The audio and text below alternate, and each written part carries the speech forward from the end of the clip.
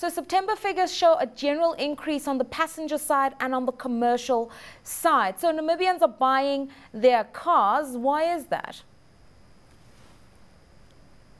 Yes, Lerato, I think we can say that the low interest rate environment that the Bank of Namibia has created here has really helped, and we can see that has reflected in the credit extension numbers, especially installment sales, which are largely used for vehicle purchases, have been growing around the 14% level the last couple of few months. So we can really see that coming through in the strong vehicle sales numbers. Okay, so basically the banks are making it easier for people to finance the purchase of these cars, but we're also told that Namibia has inflationary pressures. Namibia has high unemployment and wages are subdued. So in the long term, when you've got this kind of risk profile, how sustainable is this model?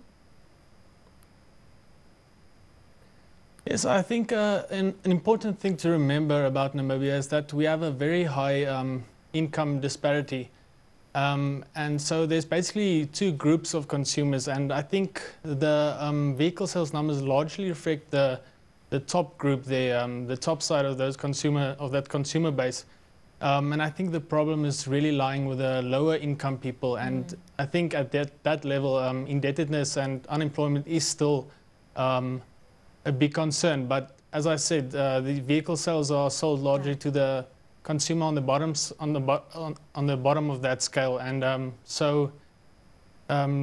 keeping that in mind, I think this is a sustainable level for vehicle sales. All right, year on year though, vehicle sales figures are down, and it's largely due to supply constraints that have emerged because of some of the problems that were experienced following the tsunami in Japan, just basic production issues.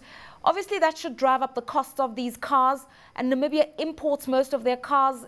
In this environment of volatile currencies, what does it mean?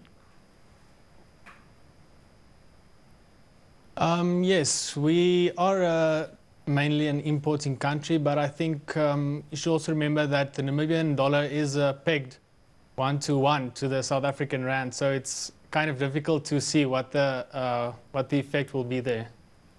Okay, well, the South African rand has been yo-yoing, I'll tell you that much. It's a bother. Okay, let's talk about what's happening on the commercial vehicle side of the trends. It seems as though businesses are the ones buying a lot more vehicles. Now, that says to me business is booming, but in which sectors is it booming?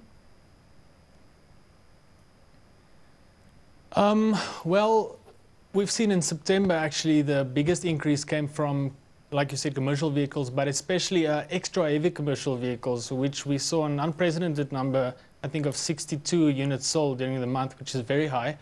And we couldn't confirm this, but the government has announced a very aggressive budget this year. And we've seen the government's cash balance pile up earlier this year, and it has decreased for the first time in September. So we think that this might have a relationship that the government has been maybe involved in some spending. Okay, so government has been buying new cars. Let's talk about the structure of the Namibian economy, Rudolf.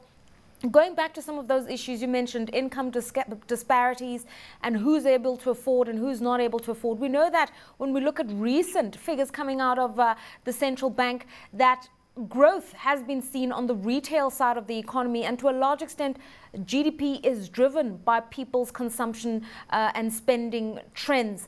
But in the midst of the current markets that we're talking about, high risk, volatility, inflationary pressures, wages subdued, what needs to happen to just rebalance the economy a little bit? Because an economy that's driven by consumer spending, when only the top quintile are the ones who can afford to spend, is a bit of a challenge. Yes, I think you're absolutely right. I think that's where the government has to step in, and they've shown some willingness to step in with this recent budget that they've announced.